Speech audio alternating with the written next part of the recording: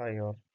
So today we are gonna see the Annex 1 of Marpol, that is regulations for the prevention of pollution by oil.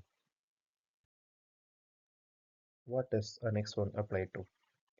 Annex 1 applies to all ships greater than 400 gross tonnage and all oil tankers greater than 150 gross tonnage. The Annex originally entered into force on the 2nd October 1983. Let's look into the definition for special area. Special area means a sea area where, for recognized technical reasons in relation to its oceanographical and ecological condition and to the particular character of its traffic and adoption of special mandatory methods for the prevention of sea pollution by oil is required. So here are the 10 special areas listed under Marpol Annex 1. So that is the Mediterranean Sea, the Baltic Sea, the Black Sea, the Red Sea, the Gulf area, the Gulf of Aden area, the Antarctic area, the Northwest European waters, the Oman area of the Arabian Sea, southern South African waters. Now let's look into the certificate that comes under Marpol Annex 1.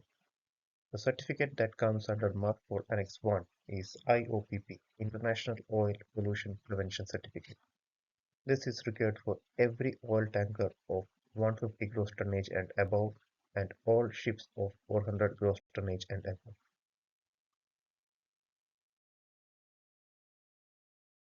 Let's look into the definition of en route. En route means that a ship meets the following conditions. Number 1 is underway at sea. Number 2 is on a course or courses, including deviation from the shortest direct route, which, as far as practicable for navigation. Number 3 will cause any discharge to be spread over as great an area of the sea as is reasonable and navigationally practicable. Now let's look at discharge criteria from machinery spaces. Any discharge of oily mixture into the sea from ships of 400 gross tonnage and above is prohibited unless under the following conditions. Outside special area. For outside special area, the following conditions need to be met for the discharge of oily mixtures into the sea. The ship is proceeding en route. The oil content of effluent without dilution does not exceed 15 parts per million. The oily mixture is processed through oil filtering equipment. The oily mixture does not originate from the cargo pump room bilges on oil tankers. The oily mixture in case of oil tanker is not mixed with oil cargo residues. Let's see for inside special area. The ship is proceeding en route. The effluent oil content without dilution does not exceed 15 parts per million. The oily mixture is processed through an oil filtering equipment meeting the requirements of Regulation 14.7 of this annex. And Regulation 14.7 requires all filtering equipment to have an alarm and automatic stopping device when oil content exceeds 15 parts per million. The oily mixture does not originate from cargo pump room bilges on oil tanker.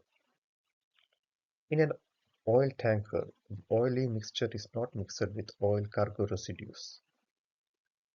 And only for Antarctica, no form of discharge is allowed. Coming to the next one, let's see the discharge criteria from cargo spaces. Any discharge of oily mixtures into the sea from oil tankers of 150 gross tonnage and above is prohibited unless under the following conditions. Outside special area. The tanker is not inside a special area. The tanker ship should not should be more than 50 nautical miles from the closest proximal land. The tanker ship is moving en route. The instantaneous rate of discharge of oil content does not exceed 30 liters per nautical mile. The total quantity of oil discharged into the sea does not exceed for existing tankers delivered on or before 31st December 1979 1 by 15,000 of the total amount of the particular cargo of which the residue formed a part, and for new tankers delivered after 31st December 1979, that is 1 by 30,000 of the total quantity of the specific cargo of which the residue formed a part. The tanker has in operational oil discharge monitoring and control system and a slope tank arrangement. And for the inside special area, no form of discharge is allowed. Next topic that comes under Annex 1 is SOPUP, Shipboard Oil Pollution Emergency Plan. SOPUP should be available on board for all ships of 400 gross tonnage and above and on all oil tankers of 150 gross tonnage and above.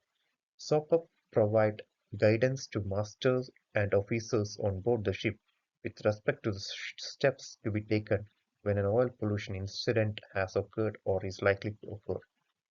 It should be approved by the administration. It should be in the working language of the ship. Now, coming to the last section, Oil Record Book ORB. Oil Record Book Part 1 is for machinery space operation, and this is for all ships of 400 gross tonnage and above, and for oil tankers of 150 gross tonnage and above. Oil Record Book Part 2 is for cargo and ballast operations for oil tankers of 150 gross tonnage and above. An oil record book must be retained on board for 3 years after the date of last entry.